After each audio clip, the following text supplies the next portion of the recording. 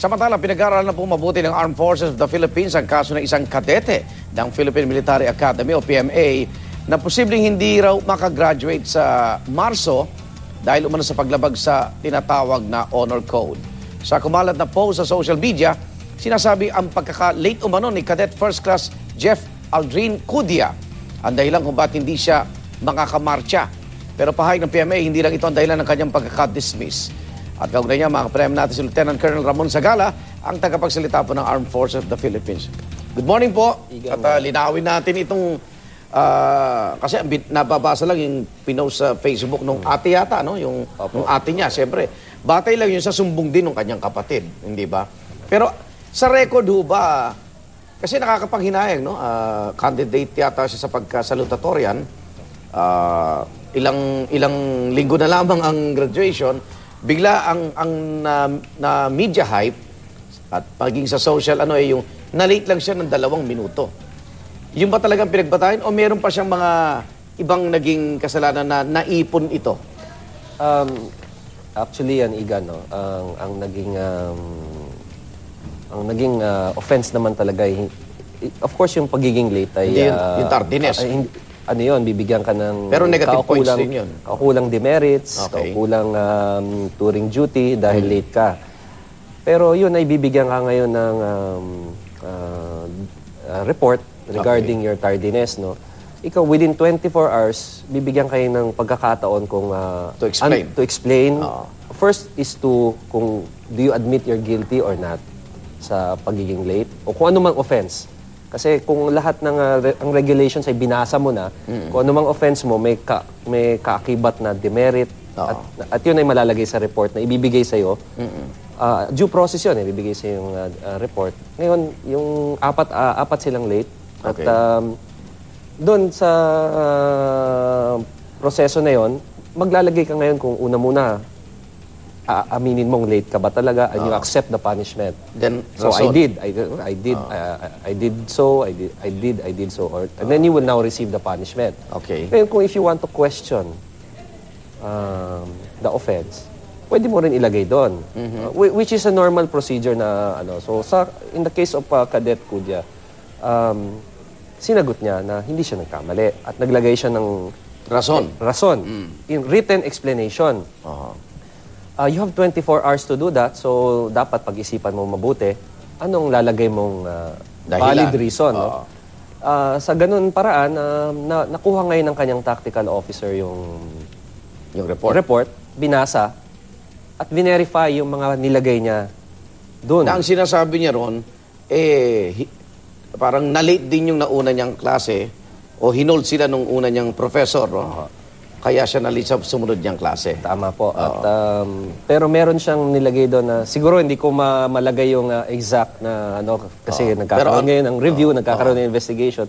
Pero meron siyang nilagay doon na nagpapatunay na nag-violate siya ng honor code. Kasi doon ba sa report niya tumugma sa rason naman ng 3? Kasi 4 yung na-late, sabi mo. Yung 3 kasi tinanggap nila. Inamin. Ayon sa inamin nila na late sila at tinanggap nila ang punishment. Ngayon sa kanya, yun ay karapatan naman niya bilang kadete. Kaya lang, sa paglagay niya ng rason, na-conclude ng tactical officer na meron siyang violation ng honor code. Alam niyo, ito, doon sa mga manonood, baka sabihin, akala natin ordinaryong eskwelahan lang, no? Dahil hindi po maunawaan nating mga sibilyan yung mundo ng PMA. Kaya nga, PMA po yan, premier po yan na mga sundalo po natin yan. Hindi ordinaryong eskwelahan yan. Parang West Point, di ba, sa Amerika. Talagang yung pagiging stricto. Siguro hindi rin nababalitaan yung iba, pero ibang klase po dyan ang disiplina. So pag nilabag mo, ano ba yung honor code? Ayan, parang tulay, ano yan? Okay, una muna yung honor system at honor code. Ayan ay inherent sa Corps of Cadets ng Philippine Military Academy. Hindi lamang po sa Philippine Military Academy, but other AFP educational institutions. No? We hold dear to us the honor system and the honor code. Kasi ang posisyon, gusto natin i-develop ang ating mga kasundaluhan into upright leaders. No? Gusto natin na magkaroon ng culture of development of integrity through the use of the honor code. Itong honor code na to, napakasimple lamang po nito. No? Okay. Babasahin niyo po yung sa PMA, it's called the Gray Book. Lahat ng rules and regulations and the Nandun, honor system. Sa ibang schools, it's called the Blue Book. No? Nakalagay doon yung lahat ng regulations na at kakibat ng mga demerits kung kayo magkamali. At the same time, the honor system. Pipirma ka. Pag pirma mo, naiintindihan mo yan. At if you know that if you violate the honor code, very absolute ang punishment is separation from the school. No? Dismissal na. Hindi, kasi pag sinabi mong dismissal, meron kang failure in academics or conduct, no? In the honor code, it is iba yan na-violate mo yung honor code of... Ano ba yung nasa honor code, di ba? Sa honor code kasi... Huwag kang magsinungaling. Una muna, hindi ka magsisinungaling. Sinungaling, Magnanakaw. Magnanakaw. Lie, cheat, steal. Tatlo yan Mandaya. Mandaya, lie, cheat, steal, or tolerate among us those who do. So, may kasabihan nga yan, we the cadets. So, alin doon ang nalabag ni Kudia? Yung lie? O yung cheat? Yung siguro, yung base doon sa ay nagsinungaling siya. Nagsinungaling siya. So, ngayon, indefinite leave ang tawag sa status niya. At habang inimbisigan ito, hindi na siya kasama sa magmamarcha sa...